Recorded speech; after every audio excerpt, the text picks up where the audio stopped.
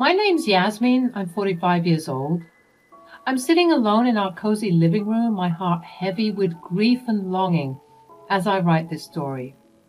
I feel like I finally have the gumption to materialize what I've been through as a means to therapize myself and also help anyone who might relate to the craziness that is my life. You see, Charles, my beloved husband of 20 years, had been taken from me in a cruel twist of fate just a few months ago. The pain of his loss is still fresh, but it was even more crippling when it happened. It was as if time had frozen at that moment when I received the devastating news of his car crash. The future we had envisioned together, filled with love, laughter, and countless more years of companionship, was abruptly shattered. Never would I have thought that I'd be a widow at 45 years old. The bond Charles and I shared was particularly profound, forged through the trials and tribulations we had both endured in our lives. We were two broken souls who found solace and healing in each other's arms. My own journey had been marked by heartache, as my parents, lost to the grip of addiction, had abandoned me at a young age. Their choice to prioritize drugs over their own flesh and blood left me with deep emotional scars. As for Charles, his relationship with his mother, Talia, was tumultuous at best. He had severed ties with her, cutting off all contact after years of disappointment and betrayal. But Talia, like a cunning serpent, would slither back into his life, feigning innocence and pleading for forgiveness. Each time he relented, hoping for a genuine change, she would eventually betray his trust, using him to fund her destructive drug habits and skip town. As I said, Charles and I found solace in each other's arms, building a sanctuary of love and trust that shielded us from the scars of our past. We were each other's rock, a safe haven in a world that had shown us little mercy. Our love flourished, and we dreamt of a future together that would defy the pain and sorrow we had endured. We were doing pretty good, if I do say so myself. It had been 2 years since we last heard from Charles's mother, and it seemed that Charles was finally coming to terms with the fact that his mother would never change. Hence, our success and growth as a couple. We were cultivating a brand of love and care which almost made these deep emotional scars fade. Almost. Charles' sudden departure from this earth left me reeling, drowning in a sea of sorrow and unanswered questions. How could life be so merciless, robbing me of the only person who had truly understood my pain and embraced my flaws? I grappled with this question, wanting to just shrivel up in my bedroom and never face the world again. But time, alas, just like death, isn't merciful and waits for no one. So we had to begin the funeral proceedings. As the days passed, I found solace in the loving support of my friends and family. Together, we navigated the difficult process of bidding farewell to Charles, ensuring that his departure from this world was marked with dignity and a celebration of the beautiful life he had lived.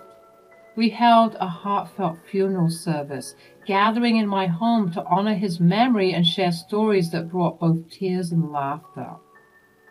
Amidst the bittersweet atmosphere, with the scent of freshly cut flowers permeating the air, a solemn doorbell rang, interrupting the melodic hum of conversations.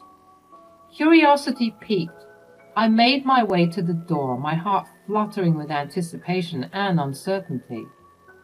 And there, standing before me in a sea of black attire, was Talia, Charles's estranged mother, bearing a bottle of whiskey as a peace offering. At that moment, a storm of emotions swirled within me. Anger, resentment, and confusion battled with grief and the longing for closure. But as I gazed into Talia's tear-filled eyes, A flicker of understanding ignited within me. I knew that despite the pain she had caused, she too was grappling with her regrets and the weight of lost time. Without a word, I opened my arms, and Talia stepped forward. We embraced, holding each other tightly as tears were shed, each drop carrying a multitude of unspoken emotions. The years of bitterness and fractured relationships seemed to dissolve in that single heartfelt hug. Talia's whispered agonies washed over me, and though the wounds were far from healed, I found a glimmer of compassion within my heart. With Talia's entrance, a delicate dance of emotions ensued. My friends and family, wearied by the history between Charles and his mother, greeted her with wary smiles, offering her a seat at our table. It was a testament to their unwavering support for me that they set aside their reservations and welcomed her into our midst. Throughout the gathering, Talia shared stories of her own, painting a picture of a woman lost in the grip of addiction, desperately searching for redemption and forgiveness. She expressed her deep regret for the pain she had caused Charles, recounting moments of remorse and longing for the opportunity to rewrite their shared history. As I listened to her words, my heart softened, realizing that beneath the layers of hurt and disappointment, there lay a mother's love, tarnished but never extinguished. It was a complex tapestry of emotions woven with the threads of forgiveness, understanding, and the longing for healing. As the final chords of reminiscence echoed in the room, Talia continued to share fragments of her memories with Charles. She spoke of tender moments from his childhood, of shared laughter and stolen glimpses of the man he had become.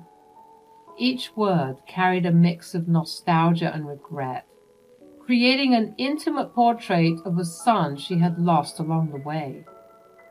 As the funeral service drew to a close and guests began to depart, Talia, wearing a look of determination, remained by my side. With gentle gestures and a shared understanding, my sisters and I began to tidy up the remnants of the day, grateful for Talia's unexpected assistance.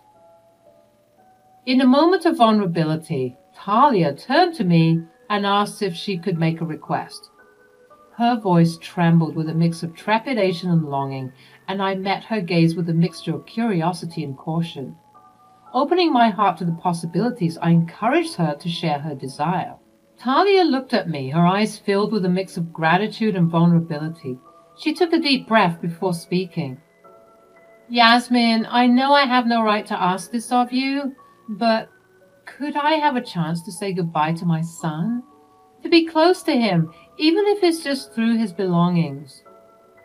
I stared at her for a moment, weighing the gravity of her request. Sensing my hesitation, she added, "I know it's an odd request, and again, you have every right to deny it, but if I could just touch his clothes or smell his cologne, maybe, just maybe, I could reconnect with him, even though he's gone."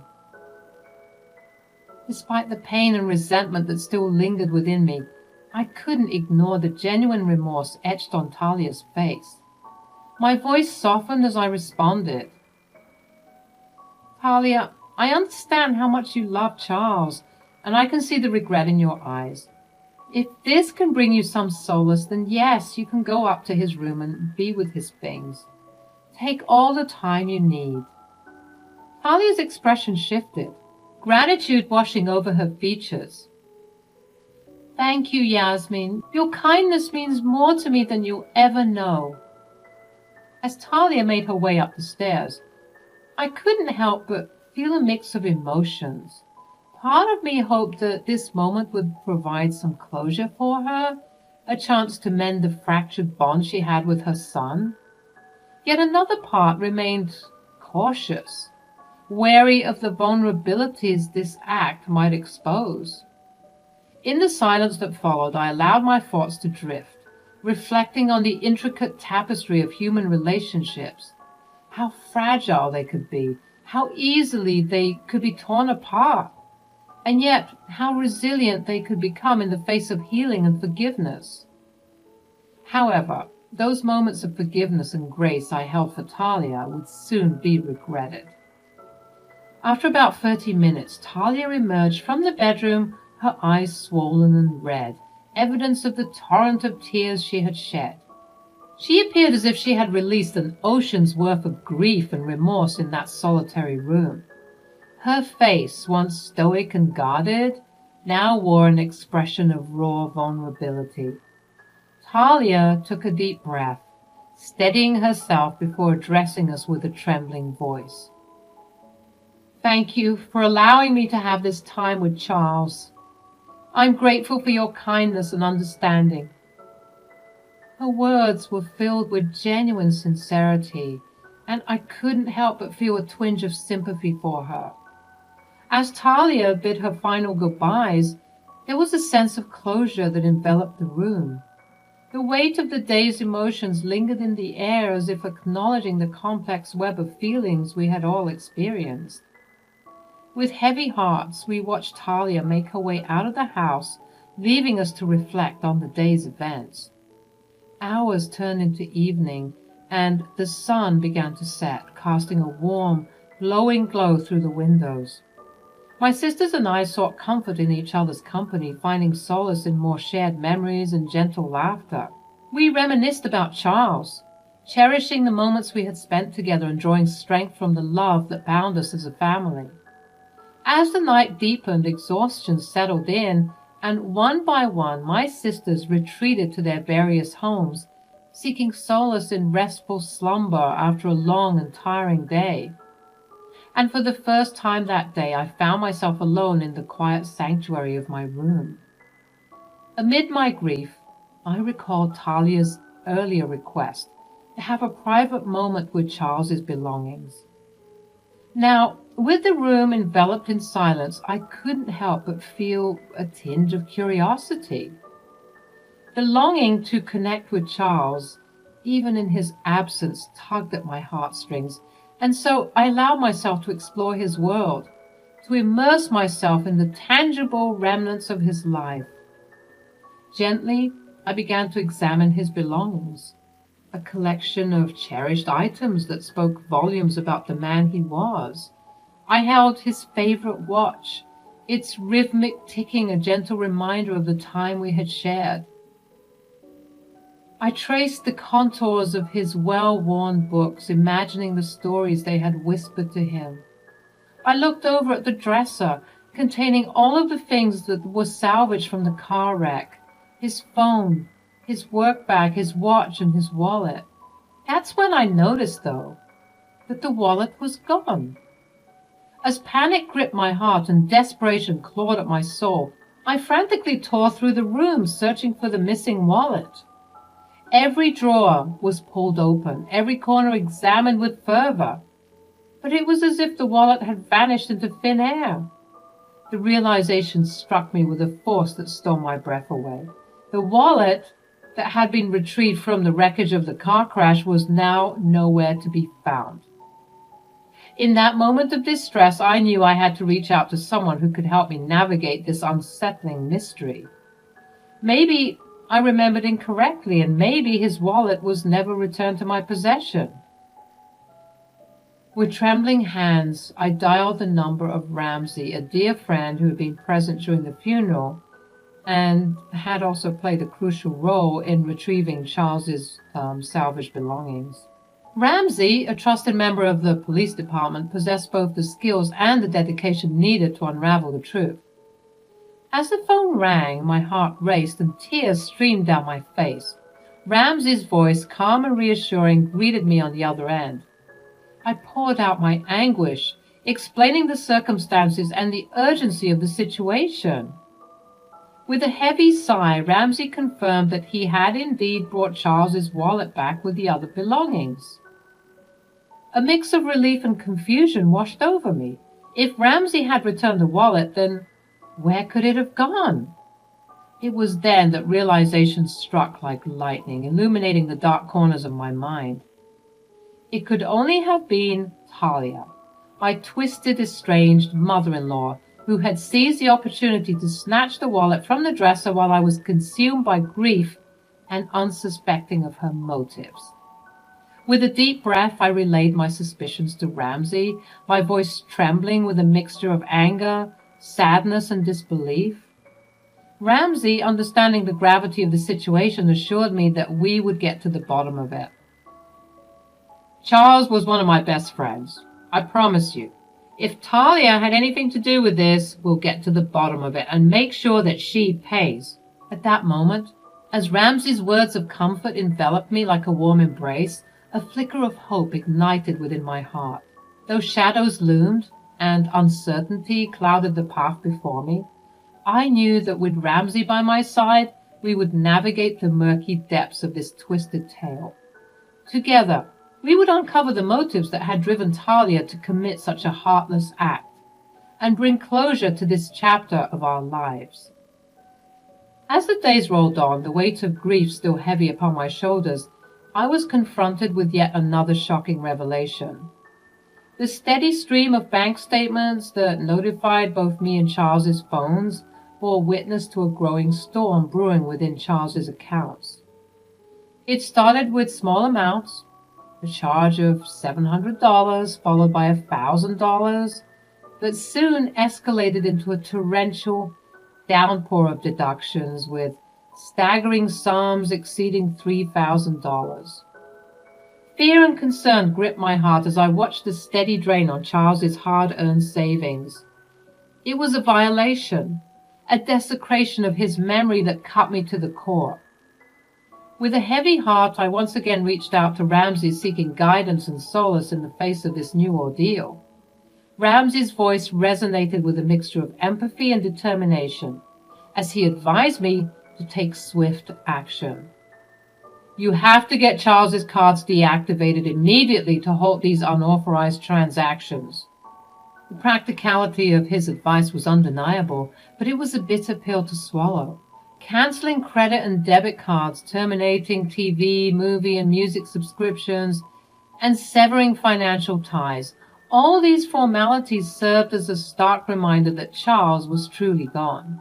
Yet, as the anger grew within me, fueled by the audacity of Talia's actions, a rebellious thought took hold. Why should I succumb to her wicked game so easily? How dare she squander my late husband's money with such reckless abandon? No, I resolved that I would not let her have the satisfaction of destabilizing our lives further.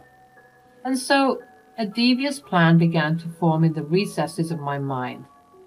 I decided to let Talia continue using the carts, allowing her a false sense of security. Little did she know that I held the upper hand, the power to unveil her deceit and reclaim what was rightfully Charles's. It was not an easy choice, for it meant prolonging my confrontation with the harsh realities of his absence.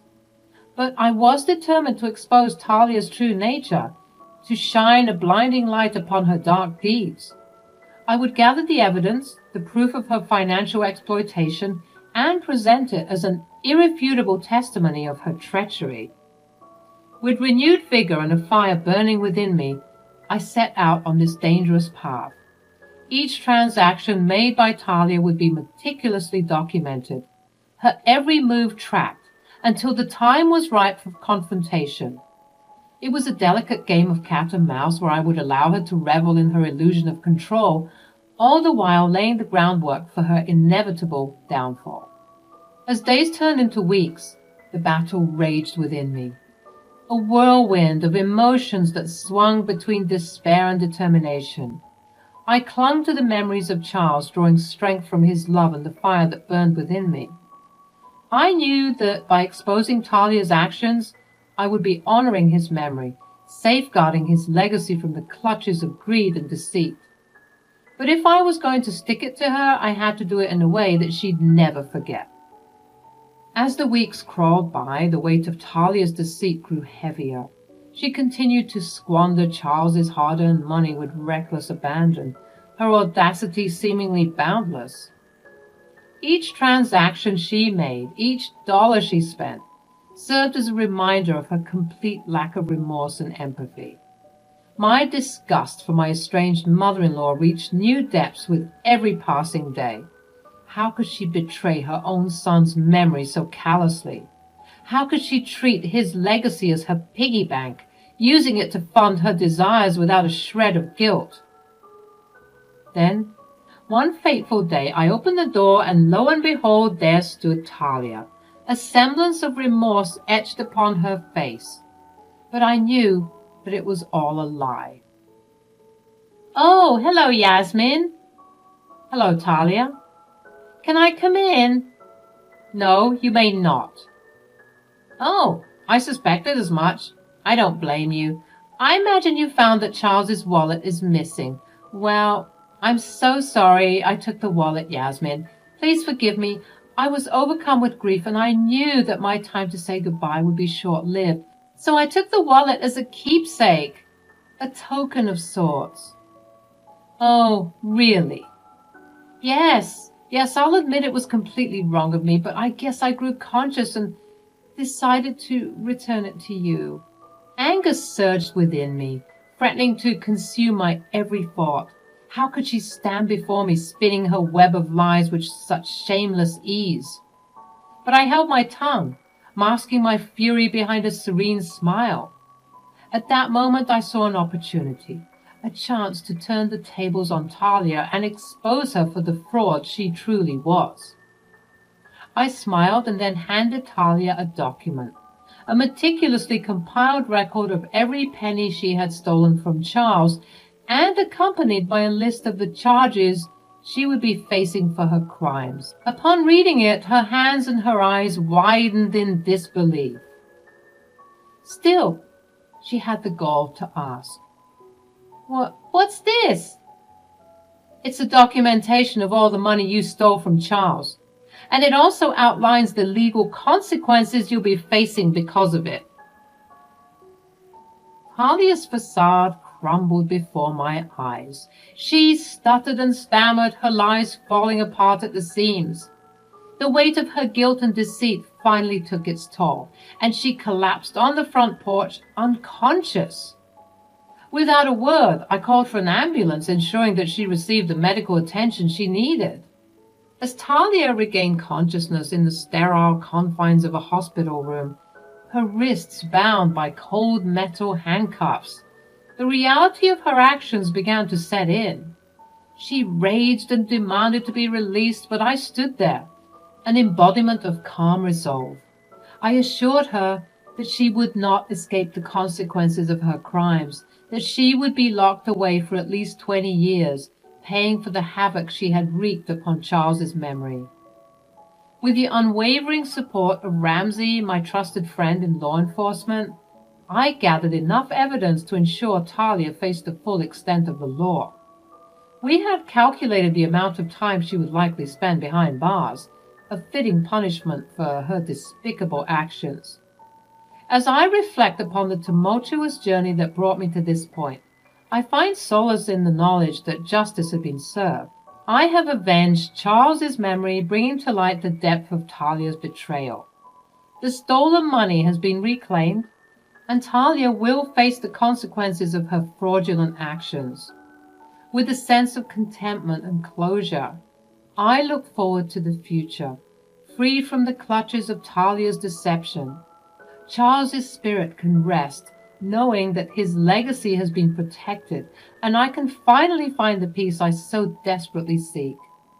The chapter that started with heartbreak and betrayal ends with justice prevailing, reminding us that no act of deceit will go unpunished, and that the strength of love and determination can overcome even the darkest of shadows.